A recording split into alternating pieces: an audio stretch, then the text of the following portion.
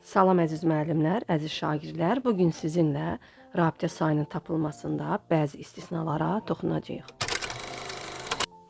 Adətən maddələrdə rabitə sayını tapmaq üçün biz oksigenin indeksini onun valentinə vururuq. Necə ki, sulfat turşusunda görürük ki, oksigenin indeksi 4-dür və valenti də 2 olduğu üçün 4 vur 2 bizə 8-i verəcək.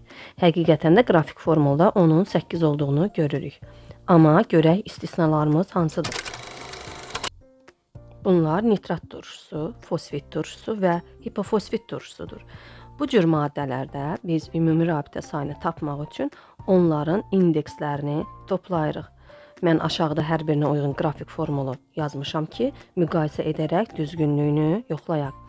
Baxırıq ki, nitrat turşusunda 1 atom hidrogen, 1 atom azot və 3 atom oksigendir. Birlikdə bizə verəcək 5-i. Həqiqətən də qrafik formulda görürük. 5 rabitəsi var nitrat turşusunun. Həmçinin keçirik fosfit turşusuna. Görürük 3 atom hidrogen, 1 atom fosfor, 3 atom oksigen. Bu birlikdə bizə 7-ni verir.